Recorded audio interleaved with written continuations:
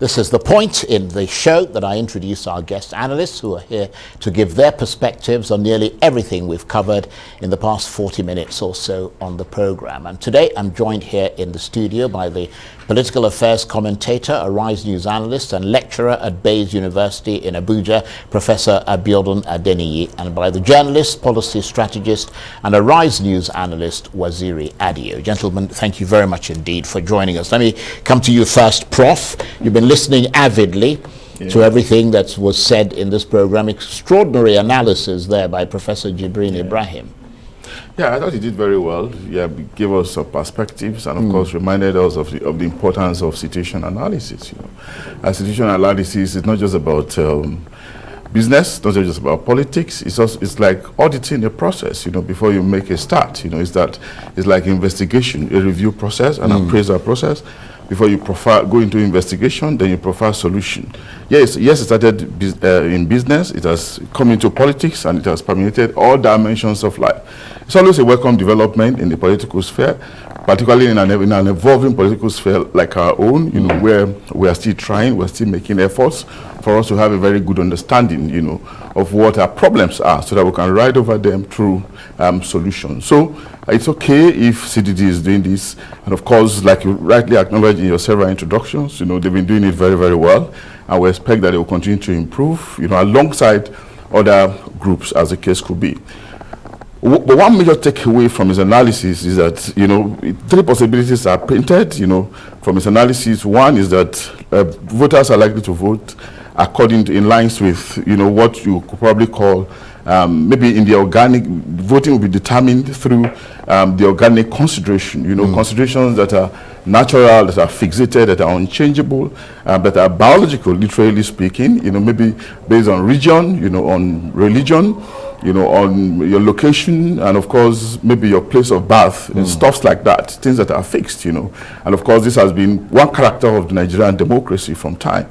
Now, the second angle is probably the one that is inorganic, that is unnatural, artificial, through social political associations, you know, and friendship, business relationship, etc.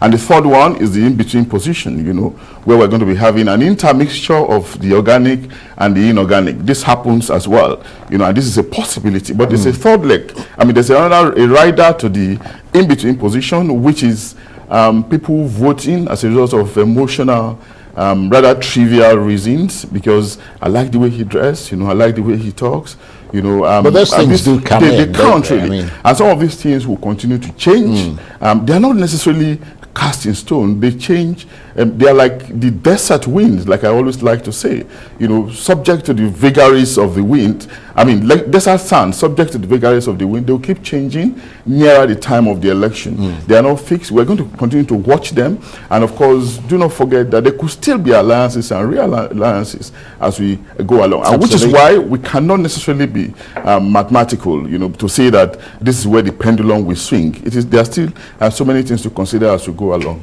Absolutely. And Waziri Adio, I mean, I couldn't agree more with that. And also the analysis of Professor Ibrahim, because that in the circumstances that we see at the moment, there doesn't appear to be a clear winner, does there? Because it's politics, because politics is about human phenomenon, it's difficult to call, especially now. Like you said, in previous elections, it's usually a two-way horse race, but now it looks like it will be more than that. It might still end up as a two-way horse race. Yes, it could. You know, we never know. But for now, it's looking like about the most competitive election that we're going to have since 1999, right? And it might get close or closer to what we had in 1979, you know. So it's still a lot of touch and go for now. If you cast your mind back to 1979, we had 5 parties, just 5 parties, and we had 19 states. And the 5 parties had very good showing. And the party that eventually won, the MPN, won in 7 states. The party that came second won in 5 states. The party that came third won in 3 states. And the 2 other states, the 2 other parties, you know, they had 2 and 1 respectively. And the gap between the winner, in fact, the winner had 33% of the vote. You know, but when you look at what we had from 19 1990 date, you see that the two leading parties have between 95% to 98%. And it's only in 2007 that the third highest party, which was ACN at that time, had 7% of the votes. In other occasions, the third ranking party will have less than 5%. In fact, in 2019, the third highest party had less than 1%. So that is not likely to happen in 2023. So which makes it interesting. We've seen some kind of dynamics, some kind of momentum, some kind of movement. How it will play out, we'll never know until the election, the votes are cast. Yeah, that's a good point. Yeah. And Prof, I mean, you're just looking at the assessments he made of the different political parties and the candidates and how they're kind of performing. I mean, the one, if you like, I don't want to say dark horse, but the one thing that remains sort of unknown is the NNPP. I mean, how do you assess their presidential candidate Rabiu Kwankwaso's chances in the 2023 election? Because they've just, it's almost like they've got a completely, almost a hidden strategy, because you rarely hear from them, but they're still going around like on a grassroots level, and they send out pictures that seem to be making waves. They're still very, very confident too, you know. But again, if you look at the history of our politics, how elections pan out, you know, you will see that before you win the presidential election, you know, from history, we have not seen any outlier. It's always that, you know, a region or a section of the country aligns with the other region. Maybe the north aligning with the west, or the north aligning with the south, you know, the southeast or south-south put together.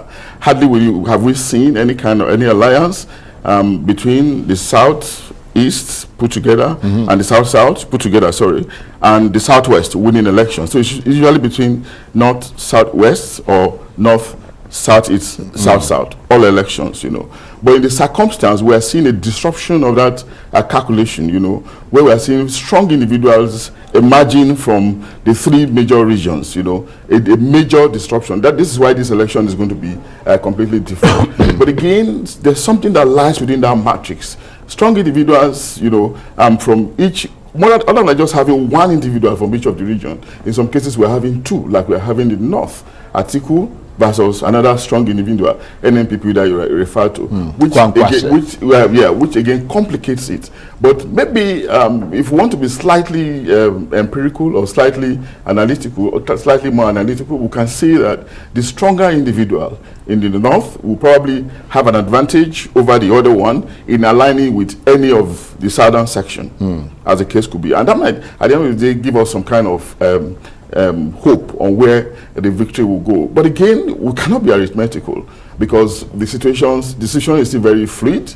Nothing is cast in stone yet, and the variables are still shifting. Well, the point is that the NNPP make the point, and they make it very robustly, that we tend to be looking at the PDP, and you see what I mean, and saying, well, okay, Atiku Abubakar probably has a stronger alliance with the South than Rabiu Kwankwaso does, but that Rabiu Kwankwaso has been going around and building alliances, and they send out all these photographs and videos and things of big receptions that appear to be taking place in southern Nigeria. Yeah, but it actually goes beyond that, and that's why we talk about structure. And when we're talking about structure, we're talking about people and money, the number of officials that you have in government, those that supposedly have electoral value, right? You know, and that's why we give consideration more to these parties, you know, that are hegemons, those ones with stronger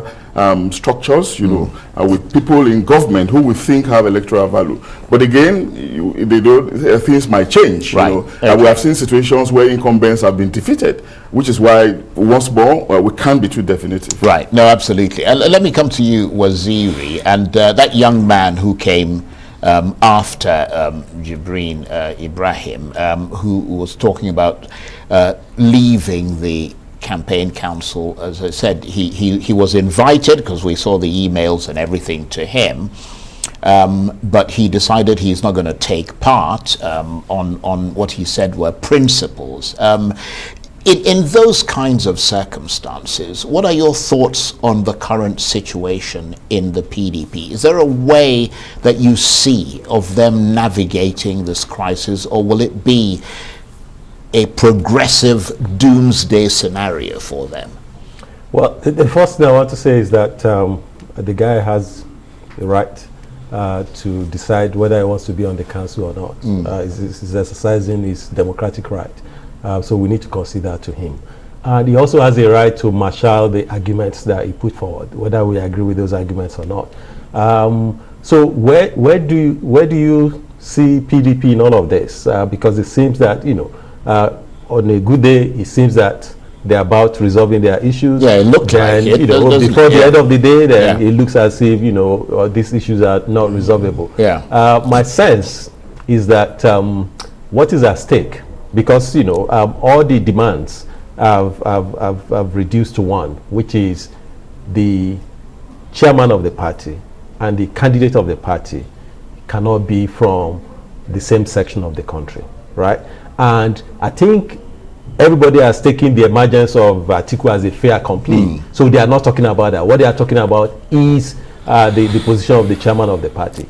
I think at the end of the day, the Atiku camp will have to make the decision, and I think they are going to make that call to see whether they want to keep faith with Adio or not. I think eventually, because when you look at it, like Professor Jibo said and other people have also said, the South East and the South South happens to be the what's it called, the strongholds of PDP. It's assumed that Mr. Peter Obi will do well in the Southeast, right? And so that leaves it with the South. And River State, happens to be a major state in the South. Apart from that, Wike is not standing alone. He has at least 4 other governors with him, right? So that's the more reason why they need to make this call as quickly as possible, so that they put this behind them and they face what is in front of them. Okay. So I have no doubt that they're going to resolve it, and maybe Mr. Ayu might be told nicely that it's time to step aside. Put your head on the chopping block. How can we say that as nicely as possible?